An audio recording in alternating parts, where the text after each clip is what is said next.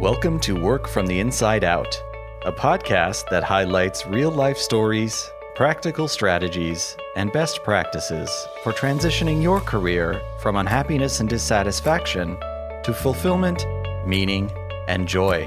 Now here is your host, career and executive coach, Tammy Guler-Loeb.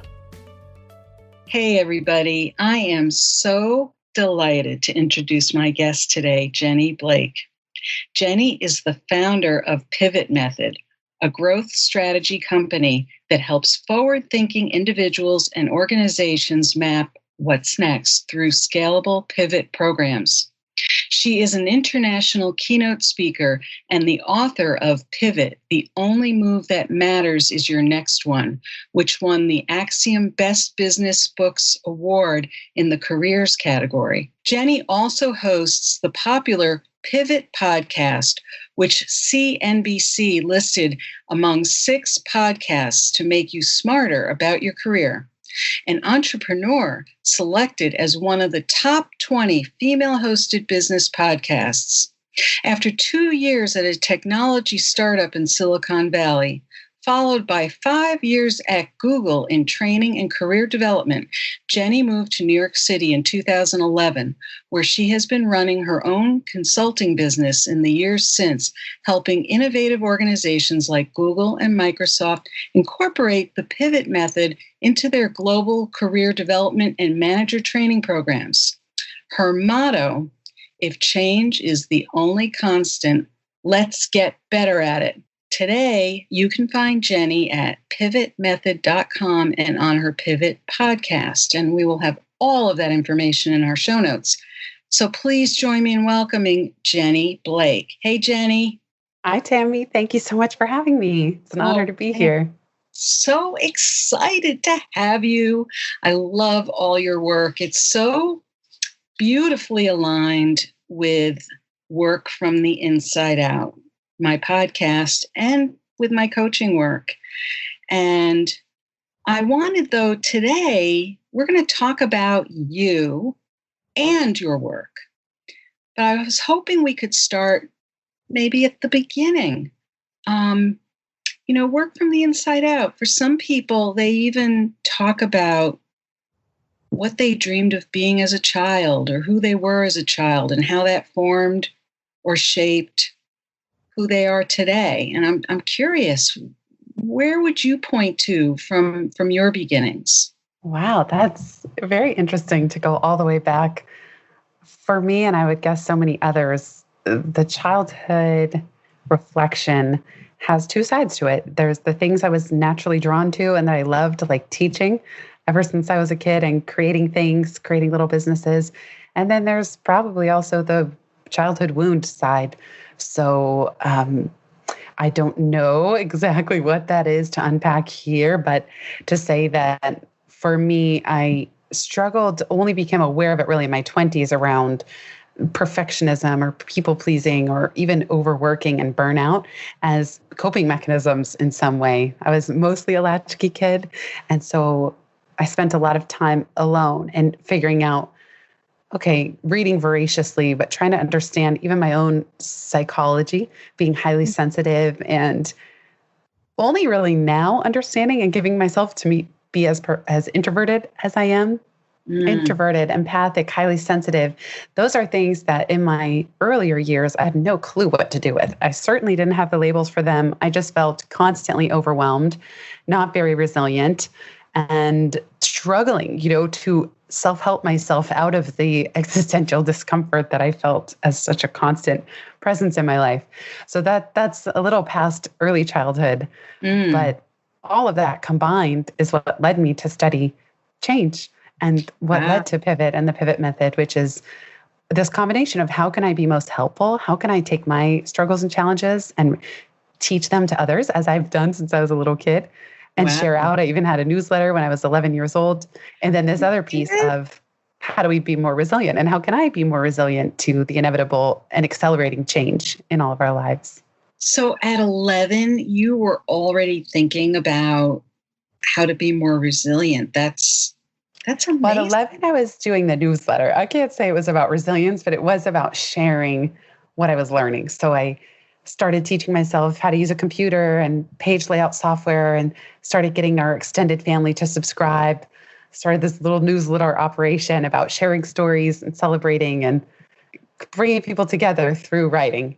Wow. And in a way, that was the early form of a blog. But no, I wasn't studying resilience at 11. That would be some kind of miracle. Yeah. But still, that's amazing that you had a little newsletter going at 11. That's really cool. So over time, it sounds like you've been a writer most of your life then. Yeah, it's funny because I have been writing most of my life, and yet even with 2 books, I don't consider myself a writer. I think there are some people out there that love the act of writing, and they love, at least I picture it as this romantic, get your tea or coffee in the morning and sit and write. And I prefer to write to express ideas. So I don't even consider myself a good writer, but I do like to think critically about things and solve problems and create systems and simplify complexity.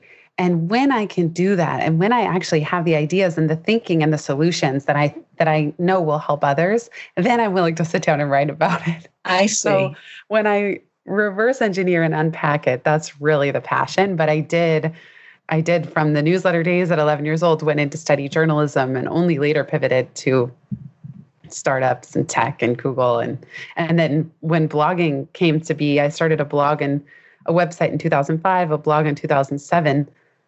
That's what reconnected me to my early writing days, which is just, what is this blogging thing? Now it's podcasting. Right. What is this thing where I can just speak out loud about something and reach others and create community around it? It's very powerful, the tools that we have now. So over the course of your life and your career, you've done a number of different things, and it sounds like you, out of your own process, you've developed the pivot method, which we'll get to in a moment. But I'm curious about sort of the trajectory of sort of the path that you took. It sounds like did you say you studied journalism? I started at UCLA doing communications, and then I was going to finish my degree in 2 years. So somehow I was very ahead. And I also realized that my favorite class was political science. So I studied both, and I dual majored. And while studying political science at that time, I thought maybe I wanted to work on a presidential campaign. I was interested in campaigns and elections.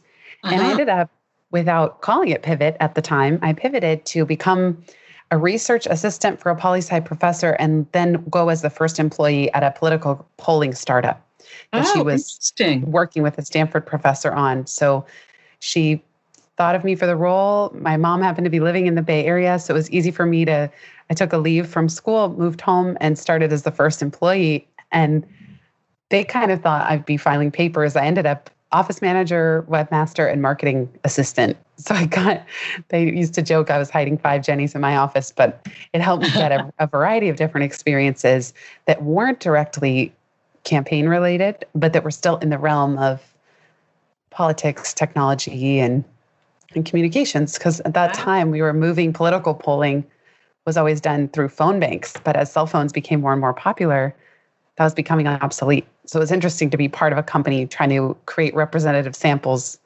online, even though technically it's not possible if not every person has an internet connected computer. Although now we're getting pretty close with the computers in our pocket. Absolutely.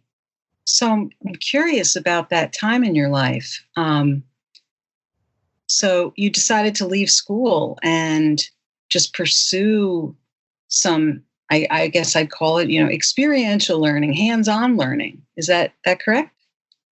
I always found it interesting to have internships. I worked at Rock the Vote, and there's been talk for a long time now that a college degree doesn't guarantee you a job.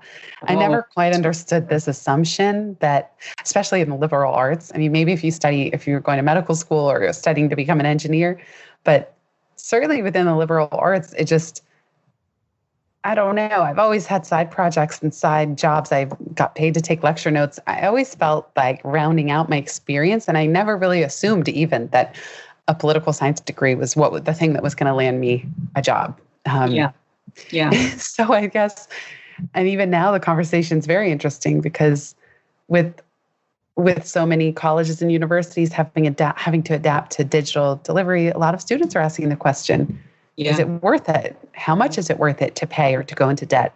What is education? What is it meant to help me achieve on the other side? Right.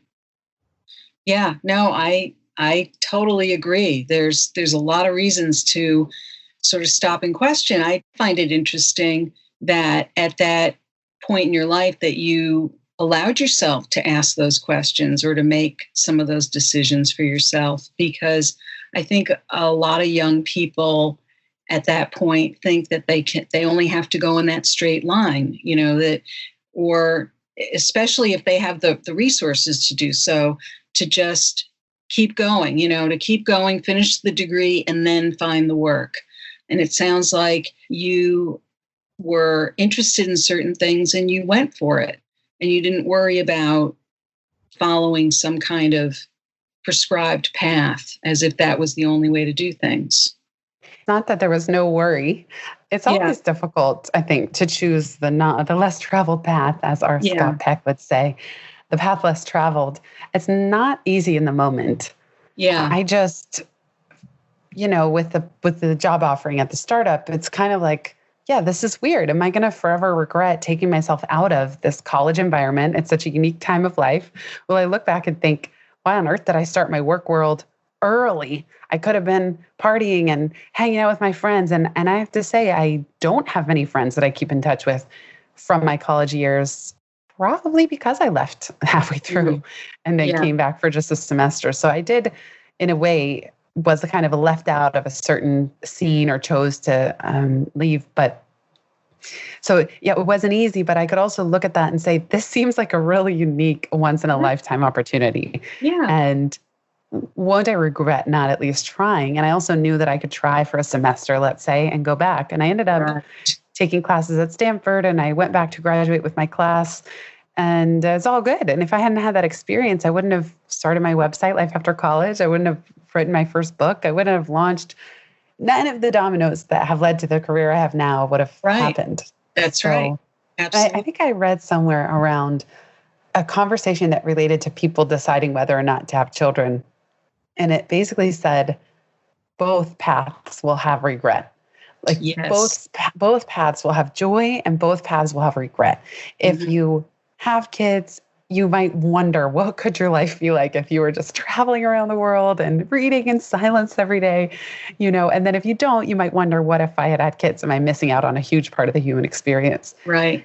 And I think sometimes in career, it's helpful to know that any decision leads to new data and new vantage points and experience. And also any major decision where you're taking the path less traveled can also lead to regret if you focus on that.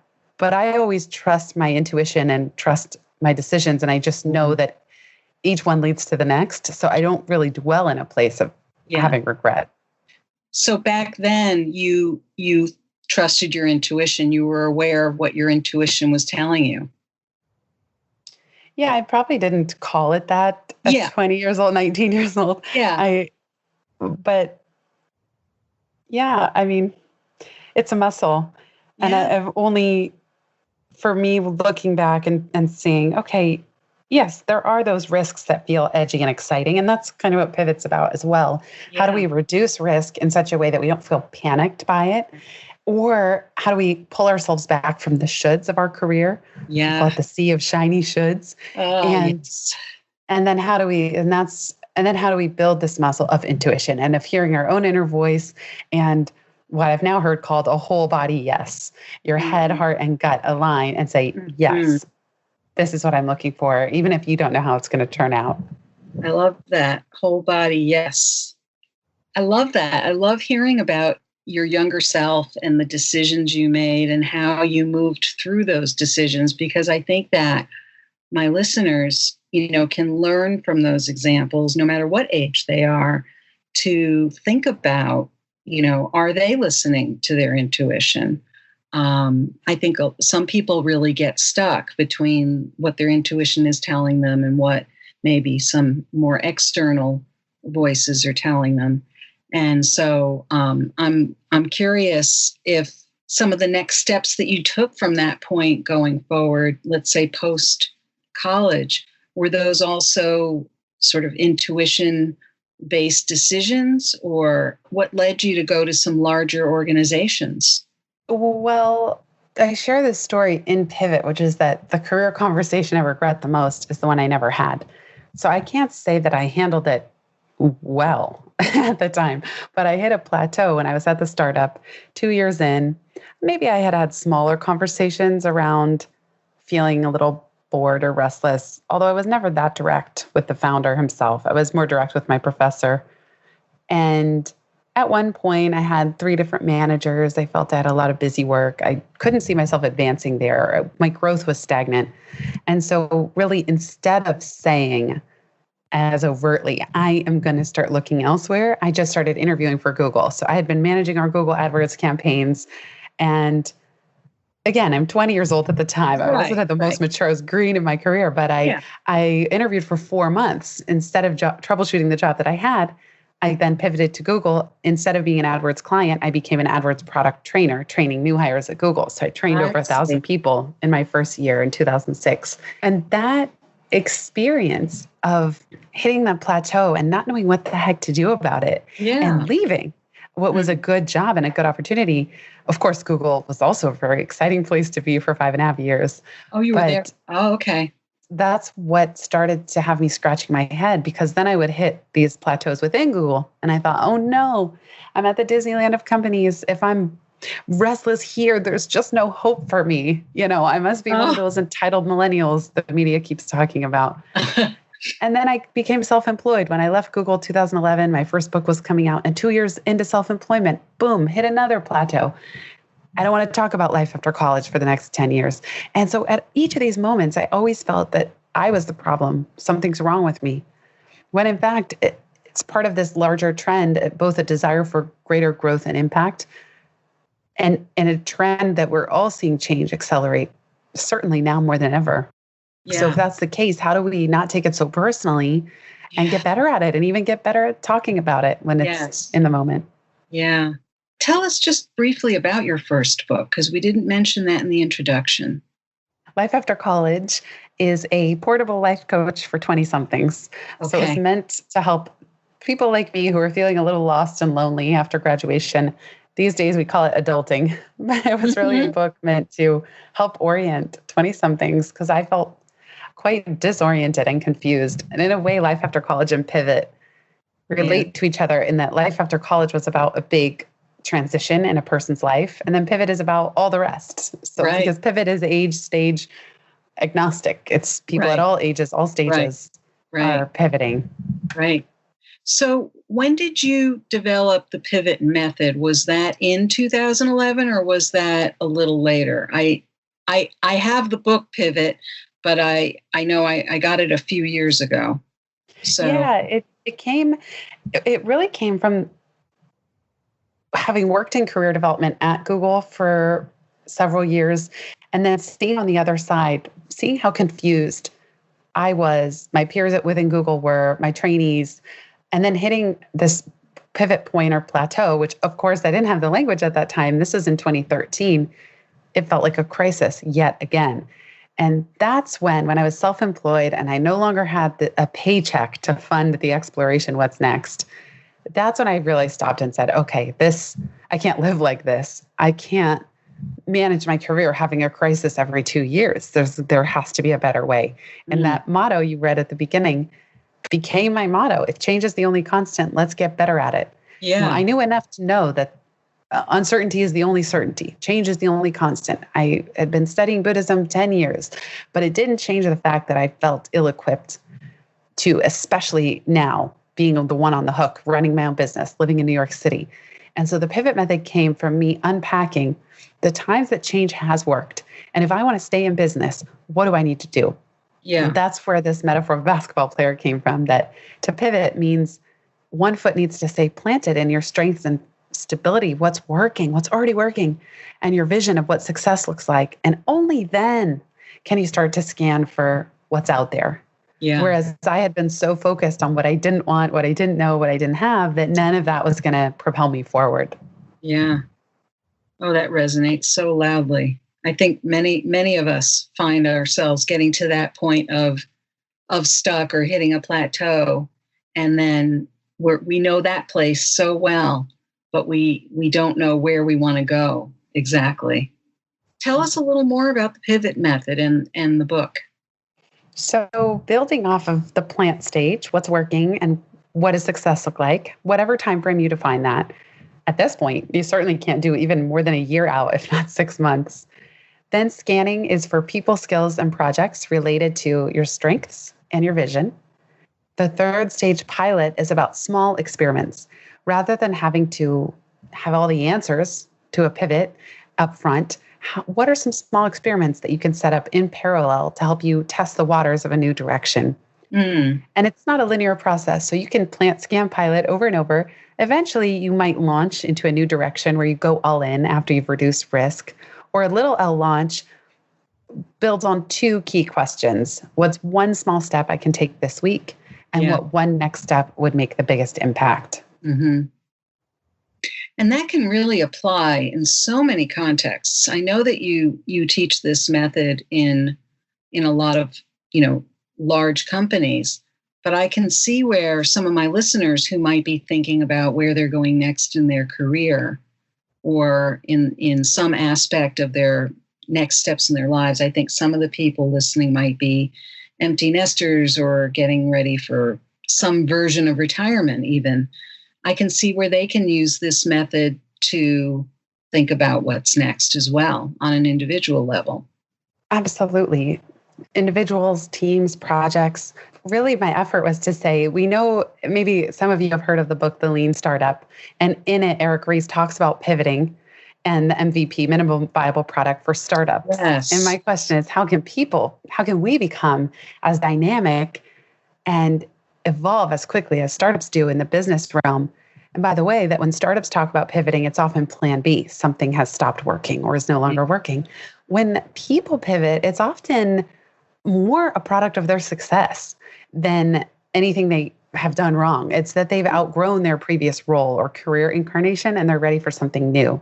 Now, when you have a global crisis or an event like the pandemic, we all got pivoted. So there's a collective pivot, whether by choice or by circumstance, nothing will be the same.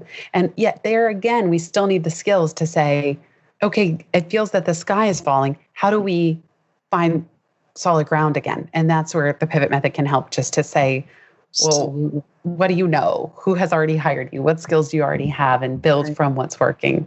Absolutely. Yeah. Even though we are all saying at this time that we don't know what's ahead of us, there's a lot of uncertainty, I still think the pivot method applies, because we can still take what has worked before and apply it going forward, even if some of the circumstances are going to be different. I think there are ways to, really leverage the strengths that we bring to a lot of different situations, because even in the past, we never knew what was ahead of us. I think that's one of the nuances of this time right now, where I hear people saying, oh, we're in such a place of uncertainty. And I say, yeah, it's really exaggerated right now. But, as you say, change is the only constant. Well, that's always been true. We've always lived with uncertainty. Right. It's the true nature of reality. It wasn't as front and center as it is now. And I also think it wasn't changing quite as quickly right before our eyes. Yes. It's like right now, in a way, we're all standing on quicksand a little bit. It's just constantly shifting, but it's true. We never could know exactly what's next, no matter what. That's why even in the book, I say, don't bother trying to plan 5 years out. If you have a general vision based on your values and your calling, that's one thing. But to try to have a plan of how to get from here to there, forget about it. Right. Yeah, it says, and I know that there are people who, I know in my coaching practice, people come to me and they really think that I've got a drawer full of crystal balls for them. Like I know what's going to happen and when it's going to happen. And I know that would be nice and reassuring for all of us, but there is something kind of exciting about not knowing exactly what will happen, don't you think? Yeah, we can harness that. I mean, I'm really curious about this, just overall creating order from chaos. Yeah. And I think it's why Marie Kondo's book was such a hit, because so many of us have clutter, physical clutter in our Right. homes. And her whole framework of does this spark joy is a great career question. I know that she just came out with a co-author, a book called Joy at Work. Yes. But we can all ask the same way we do with our socks, with our closet, with our junk drawers. We could say, does this spark joy?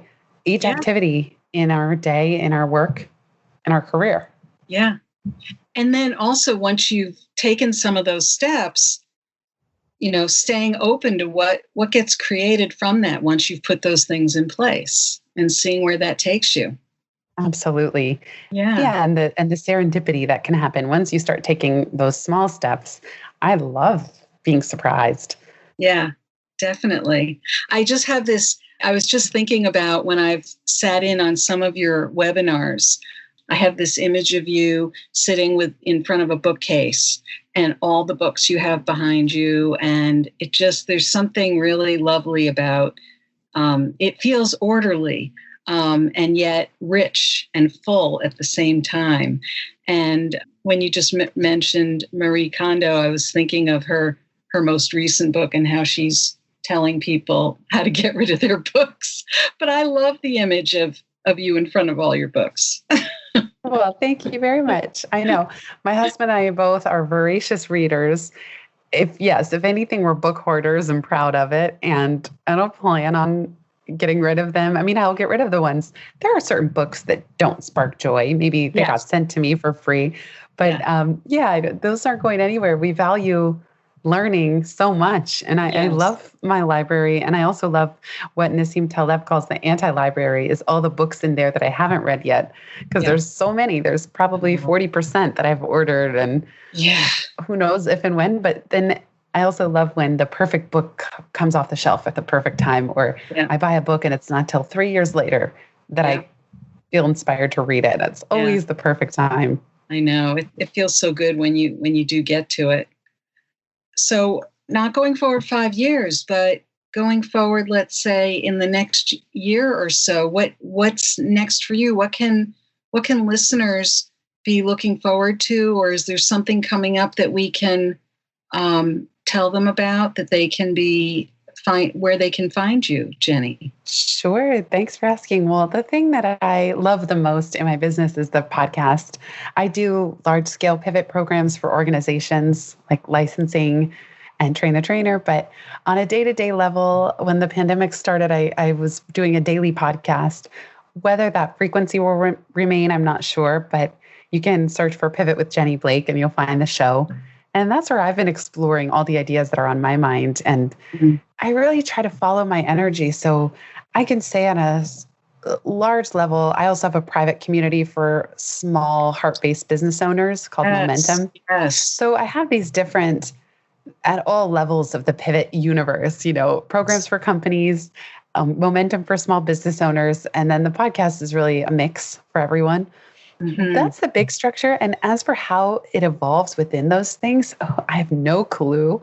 Yeah. And even feeling into a next book, it's like people will often ask, okay, what's next? Pivot came out 4 years ago. Yeah, I have no clue. All I know is it's crazy that 2020 is really the year of pivot. I see the headline everywhere. It's on everybody's mind. So it's some combination of continuing to put life into the idea of pivot while thinking to your question about what's next and what's needed next. Well, I think pivot is needed now and next. And so the book that's been out, as you said, 4 years, it is so relevant now. There's no doubt about it. And I know it's totally relevant to my listeners here. I'm so grateful to you for being here today. You are incredibly generous with your time and your knowledge. And also, I love the way you bring ideas together and express them. And I'm glad you mentioned your community too, because you really do reach people at in a number of different places, both, in large organizations and entrepreneurs and individuals who can really benefit from what you're bringing to the world. I can't imagine who could not benefit from what you're bringing. So Thank you, Tammy. Thank you. That means so much to me. I really appreciate it.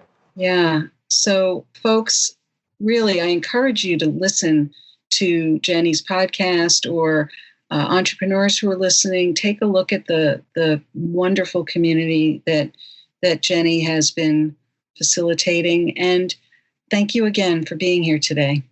Thank you so much, Tammy. And yeah, all those resources are at pivotmethod.com. If you go to /toolkit, there's a free toolkit, and /founder time, there's a free course if you want to think about how to spend and block and save time. Excellent. So, yes. Thank you, Tammy. I really appreciate all these wonderful questions and kind words. And big thanks to everybody who's here listening. Yes. And everything will be in the show notes too. So you'll have lots of ways to get your hands on all this fabulous content. I hope you enjoyed my interview with Jenny Blake. It was so interesting to speak with her and learn about her professional journey. What is your key takeaway from our interview? Is there something you'll put into action that you'll benefit from? Share what resonated with you in the show notes at workfromtheinsideout.com. Look for episode 081. That's also where you'll find all the links and resources from today's podcast. If you were inspired by this episode with Jenny, please share it with your friends and colleagues. And don't forget to subscribe so you don't miss next week's show. Remember, subscribing is always free. Are you enjoying the podcast? I'd love to read your review on Apple Podcasts.